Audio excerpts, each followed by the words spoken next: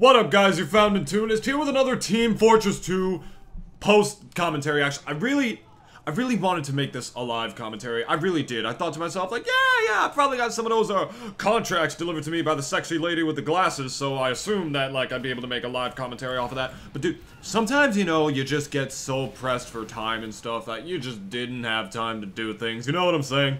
Because, like, I had a math test yesterday, and then I got home, and then, like, my sister, like, left with her friend or something, so I was alone in the house, like, by myself, and normally that would be the best time to, like, make a live commentary for me, because, like, then I'd be able to scream and stuff, like, yeah, it's so funny, look at this silly man, he's laughing while playing the video game. But, yeah, I mean, there's the puppy. Like, there's a puppy that my mom and sister bought, and I had to take care of him. I mean, she's in, like, the current stage, she's in the teething stage, and she's only, like, 2.5 months old. She's not old enough to be left alone by herself yet, so I had to, let me bring the mic a little closer, that's better. So I, like, had to take care of her, right? And so, like, I never had time. By the time that my mom got back, it was, like, 9 o'clock at night, and then I started, like, laying down and watching YouTube videos and stuff, and I'm like, oh, Toonist, get up. Get up, go make that video. Tomorrow's Thursday, man, you gotta post that Team Fortress video. And then, like, my, like, body is just saying, like, no, Nintoonist, lay there, right on the ground. You want to relax, don't you, after that math test? It must have been a pretty hard math. Wound up not doing anything. So I actually played, that's the gameplay you're watching now is me trying to fulfill the contracts I got. I got a Pyro and a Spy contract. 2 classes that I really enjoy playing, but that I also really suck at. Or at least I felt like I sucked at, because getting the contracts, it took me way longer than I thought it would. It honestly did. Like, I don't know, like, it's so dumb because, like, spy contracts are stupidly easy. Like, you have to, like, get points as spy, like, you get a kill as a spy, that's 2 CP, and you get 6 CP for the advanced contract, which is less than the normal 10 CP that you get for those, but the advanced contract is to get a backstab. Like, the advanced contract is to get a backstab. Like, that's the whole point of playing Spy. The advanced contract is supposed to be, like, something that's hard to do. Like, oh, get an environment kill as a heavy, or, like, get a 360 no-scope as a sniper or something. You know what? Obviously, that's not a contract, but you know what I'm saying. Like, it's not normally something that's particularly a big part of the class. Like, you play as Spy, you try to get backstabs. That's the point. The whole point of that class is for quick assassination, to sneak behind enemy lines and to, like, take out key, like, opponents and key figures that are pivotal to the enemy team. To assist your team. That's why the Spy is a support class. And, like, I don't get it. Like, the equivalent of saying, like, to get a backstab as Spy being the advanced contract is like having an advanced contract for Sniper. And that advanced contract is to get a headshot. You know what I'm saying? So yeah, that's that. That's some Team Fortress gameplay here. I really just wanted to make a live com, but I really didn't have the time. I really gotta record, like, every chance I get, you know, just to make sure, like, I have everything condensed in time, because my videos are usually made in advance, but the Five Nights at Freddy's video that I posted, yesterday, I made that video the day I posted it. Like, I recorded the gameplay, I instantly, like, put it through the editing software, I rendered it, and then I tried to, like, and then I uploaded it immediately before I went to my math class.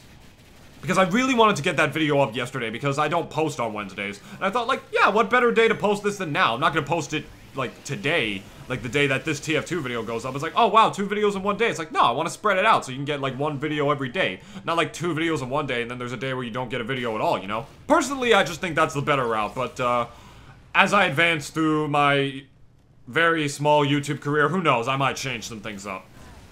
Speaking of Five Nights, though, I mean, for those of you that didn't know, I was honestly genuinely terrified of playing that game.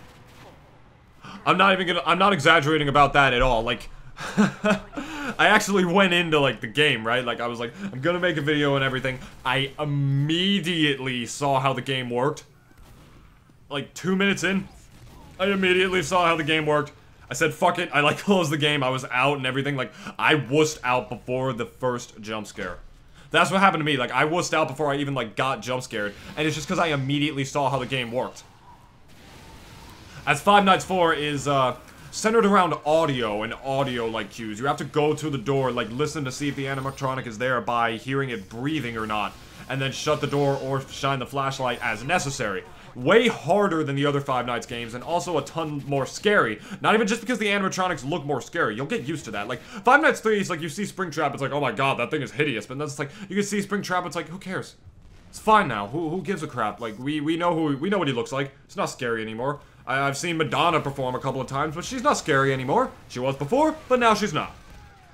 So the visual, like, part isn't even the center of it. It's just there's no map. You have to just go up and listen for it. It's completely audio, so you had to play with the volume cranked up. And the breathing was way too quiet, in my opinion, firsthand. But, like, now you can actually hear it because Scott raised up the volume. So I can actually play the game at a sort of lowish volume and, like, be able to hear the breathing, so that's better. But I really was genuinely afraid of playing the game, and, like, I really wanted to do it, like, because I played all the other ones, I wanted to know the story and all that. I wanted to, like, get the experience, and especially I wanted to make the YouTube video. That's what I really wanted to do. I wanted to make YouTube videos off the game. Just like every other fucking YouTuber in existence, but you get my point. Like, I like Five Nights at Freddy's, so I want to make videos off of it. I'm not just doing, like, cheap jump scares, like, hey, look how scary he got, he's so funny. If that happens, so be it. But I just wanted to make a video on Five Nights because I like Five Nights. That really is it. That's the whole... I actually made a whole nother video explaining why I played Five Nights at Freddy's. I'll put a link to it, like, at the end of this video. Along with another video that I really want to share with you guys. But I was being held back by the fear. And nobody was forcing me to play Five Nights at Freddy's. Like, I have a fan of mine, Goron. He said, like, nobody's forcing you to do this. I really wanted to see this from you, man. But nobody's forcing you. Like, don't worry. We still love you. It was so awesome. But honestly, like, it was a pride thing at a certain point. Like, I just really... I wanted to do it for me. Because, like... When I met my first girlfriend through theater. Like, through theater, right? Like, I was, everybody wanted me to do the musical back when I was in high school, and I didn't want to do it. I was horrified of doing it, because it was so beyond far out of my comfort zone. Like, it was, like, so far past my comfort zone, it's like, they drove the boat to, like, the middle of the ocean, like, where my comfort zone is miles and miles and miles away, and then that shit sunk like the fucking, like, Edmund Fitzgerald. Like, that's how far it was out of my comfort zone. But eventually, I did it, right? Like, went to the audition, I did it. I was genuinely terrified, and they gave me the lead goddamn role in the musical.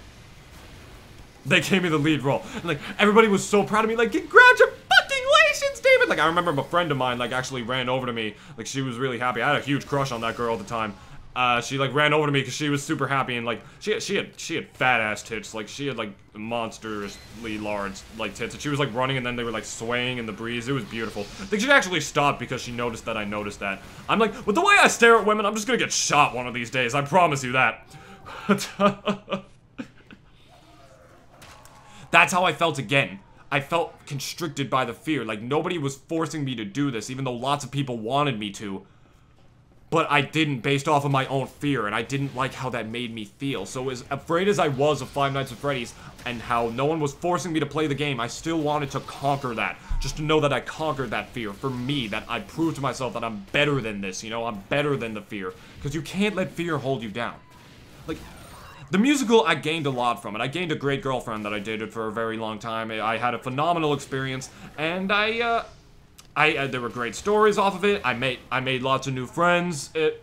That experience paid off. But playing Five Nights, it probably wouldn't have been as rewarding as the theater experience for me was.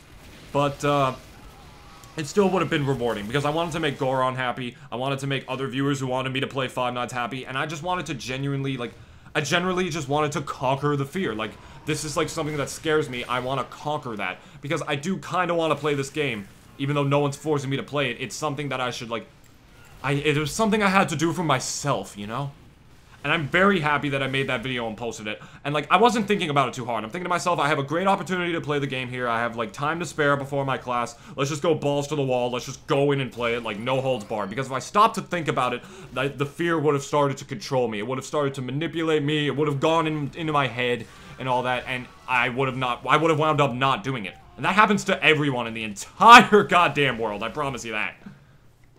I will admit, though, the main reason I did actually play it now, even if I wasn't afraid, Scott did bump up the volume of the breathing, and now I can actually play the game. Honestly, had he not done that before, I still don't think I would have played Five Nights at Freddy's. And it's not even just because I would be afraid, it's also because I don't think I'd be able to do it. I don't think I would have had it in me to play with the volume like that high and to actually have the game be that difficult. I don't think like the combination of those two elements, the difficulty and the fear, that would have done bad things for me. That just would have done bad things for me. Because before, to be able to hear the breathing in Five Nights at Freddy's, you had to bump that shit up to the point where the jump scare would have legitimately damaged your ears. Like, if it happened. And I just wasn't, like, letting that happen. I wasn't gonna have a fucking heart attack playing this game. If I get scared, so be it. I wasn't gonna have a heart attack playing this game, and there was no way in hell I was gonna let it damage my actual ears. Because that's what it would have done. Because the volume of the jump scare is supposed to be louder than the breathing, obviously. Like, that combines the fear element. But the breathing was just too goddamn quiet. Scott Cawthon disagrees. He said that he doesn't think it's the volume of the breathing so much as it's people who are being too impatient when they go up to the doors. Honestly, I disagree. Because I, like, recorded Five Nights at Freddy's. I bumped up the... I recorded Five Nights at Freddy's, put it in an editing software, bumped up the volume as loud as I could possibly make it. Still could barely hear the fucking breathing, man. It was too quiet. It was just simply too quiet. But I'm not gonna complain about that anymore, because Scott did fix it. Thank you so much, Scott.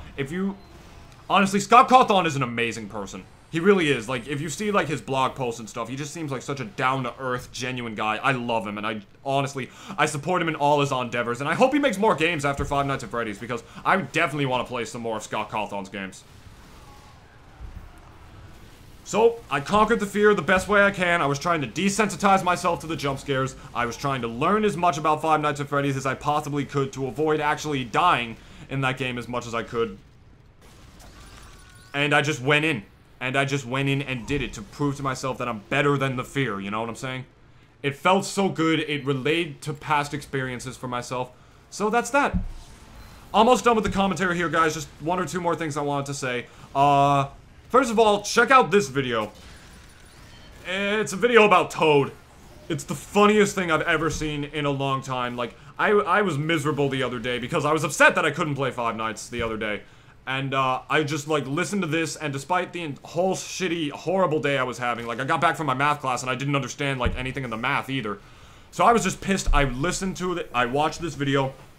It made me happy. And it just made me so genuinely happy again. So honestly, I want to support this YouTuber, whoever he is. I don't remember the name, but I'll put, like, a link to him in the description. Thank you so much for making this. It genuinely filled me with so much joy. Watch this video, you will not regret it. It's classic YouTube in a nutshell. And also, I have to rush to make this video a little bit as much as I don't want to. The live comm is just not gonna happen.